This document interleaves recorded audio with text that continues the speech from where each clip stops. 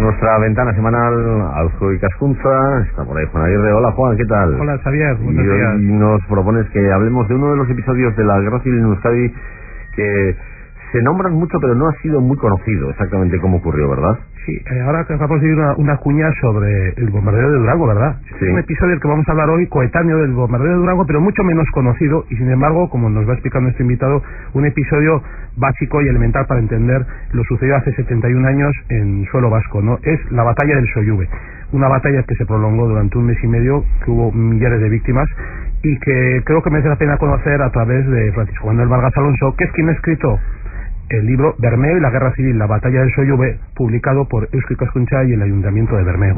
Francisco Manuel, hola, bienvenido. Buenos días. Pues fue casi una batalla palmo a palmo, ¿verdad? Sí, fue una batalla que se prolongó pues durante prácticamente medio mes y que abarcó todo el área entre Guernica y el Cantábrico, ¿no? Y que se centró pues eso en torno a Bermeo y todo el macizo de Soyube, ¿no? Hasta que los franquistas pues lograron dominar el área y llegaron ya pues a lo que era Jata y Munguía.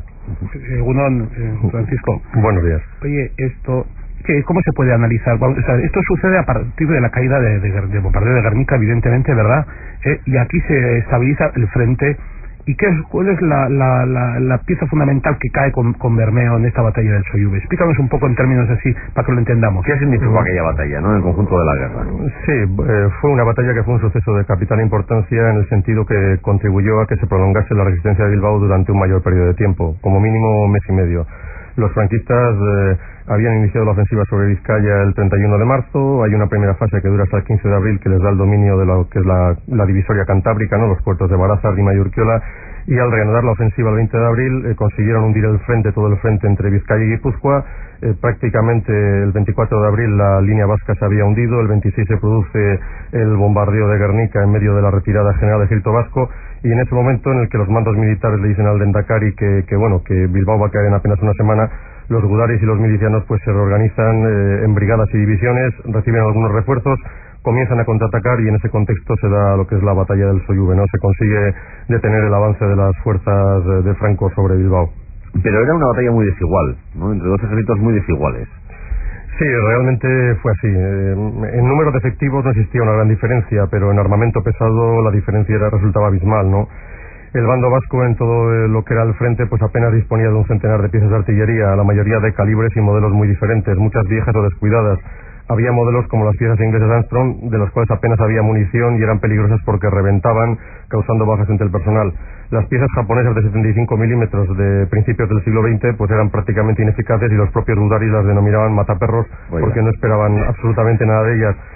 La aviación también en ese momento estaba a cero, ¿no? La escasa aviación que estaba en Vizcaya, del bando republicano que estaba en Vizcaya, había sido aniquilada a lo largo de abril en combates aéreos. En uno de ellos fue derribado el único as de la aviación de Euskadi, ¿no? Felipe del Río, y buena parte del resto de los aviones habían sido destruidos en tierra en los campos de aviación de Lamiaco y Sondica.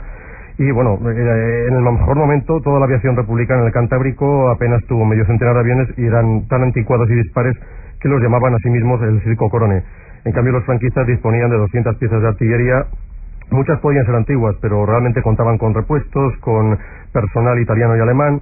Había calibres que equivalían a los de un acorazado o un crucero de la Marina, por ejemplo los morteros y los obuses pesados italianos de 305, 260, 210 milímetros que podían penetrar varios metros de hormigón, etcétera.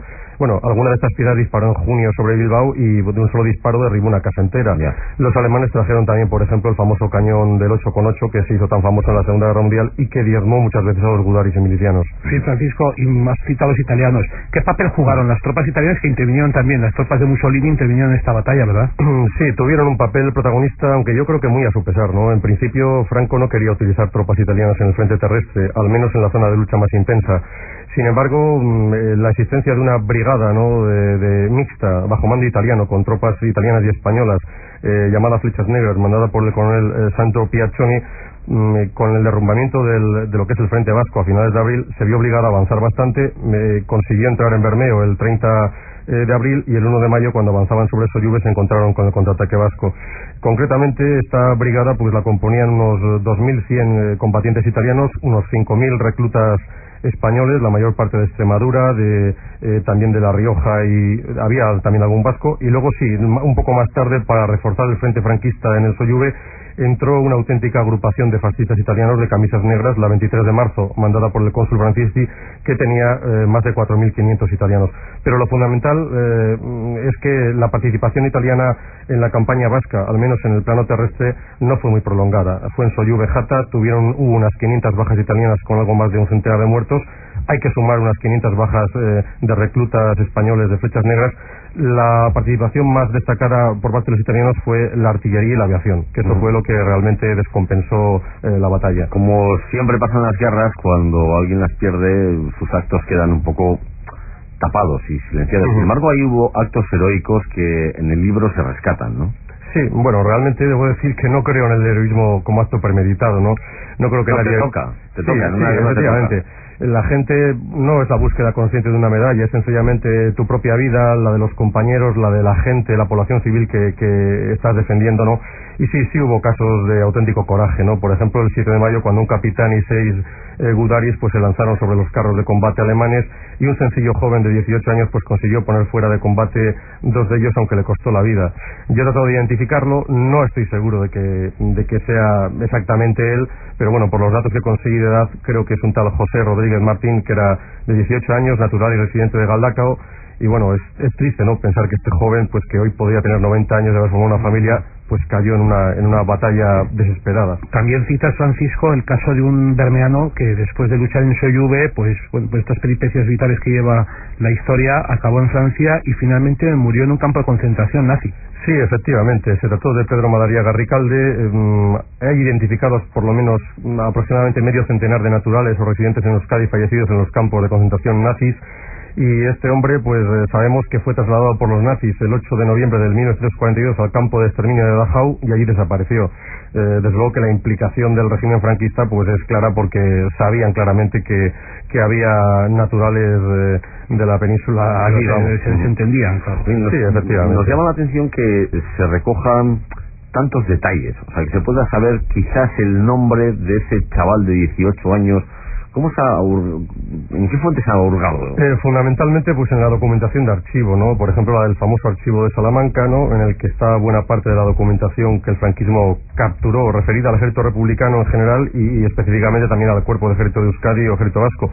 Otra parte de la documentación está en el Archivo General Militar de Ávila, donde también tenemos la documentación, o he encontrado la documentación del ejército franquista, y luego hay otros archivos de menor entidad, el histórico provincial, algunas fuentes he encontrado de Burgos. También he utilizado fuentes impresas de época, periódicos, revistas y también las fuentes orales. A mí me parece muy interesante el libro porque en 500 páginas, efectivamente, como dices, vamos siguiendo la guerra paso a paso, día a día, prácticamente, movimiento a movimiento. La verdad es que es impresionante el trabajo de documentación que hay aquí. Pero además hay otro nivel de lectura también que es reseñable, ¿no? Que es que vemos también cómo afecta una batalla en una sociedad como la bermeana, un pueblo pequeño, cómo repercute en la vida diaria. Este aspecto micro, digamos, de la microhistoria, creo que está muy bien reflejado, Francisco. Sí, la verdad es que la guerra trastornó todas las relaciones socioeconómicas en Bermeo de un modo brutal. Hubo decenas de jóvenes muertos en los campos de batalla.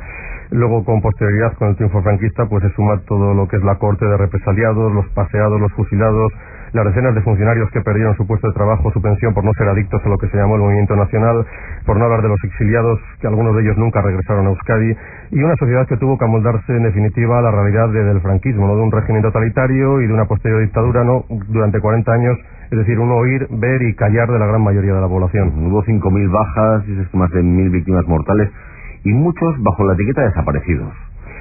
Sí, efectivamente. El problema fue que buena parte de los cadáveres pues quedaban en el campo de batalla a merced del vencedor, ¿no? Y bueno, en Solluz tengo constancia de que una parte sustancial de los caídos pues quedaron en las mismas posiciones. ¿Qué pudo pasar con ellos? Realmente hay diferentes hipótesis. Creo que una parte todavía continúa en el campo de batalla. Algunos pudieron ser hechos desaparecer, ¿no?, por el bando vencedor. Tenían a veces la costumbre de quemar los cadáveres. No he encontrado referencia de esto para el Solluz. Y luego también está la posibilidad de que, bueno, durante la campaña franquista de los años 50 para llevar restos al Valle de los Caídos, pues muchas fosas fueron exhumadas y probablemente muchos restos hayan acabado en el Valle de los Caídos, ¿no?, en la megalómana obra de dictador.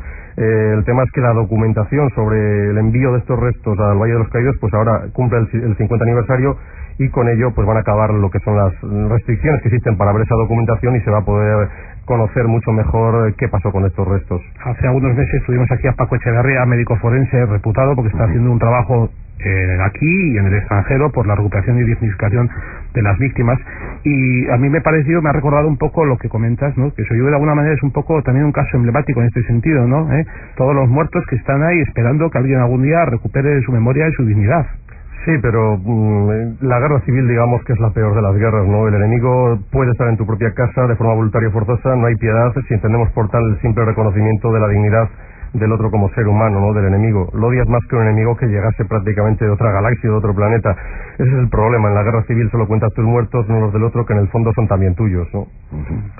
Uno de los problemas. Bueno, pues Bermeo y la guerra civil, la batalla de Sollube, para que no quede tampoco en el olvido, se sepa más de esa batalla que fue crucial desde el punto de vista histórico y desde luego que fue un drama desde el punto de vista humano, porque falleció cantidad de gente en esa batalla que ya decimos que fue casi palmo a palmo. Francisco Manuel Vargas Alonso, su autor, ha estado aquí con nosotros esta mañana. Gracias. A ti, gracias. Editado, Juan, por Suiga Asunta y el Ayuntamiento de Bermeo, ¿no? Eso es, exacto, en la colección Lanquidecha, número 43, un libro impresionante, muy bien ilustrado, con planos, a color, etcétera. Un trabajo interesante. Bermeo y la guerra civil, la batalla de Sollube. Gracias, Juan, hasta la semana que viene. Agur. Agur.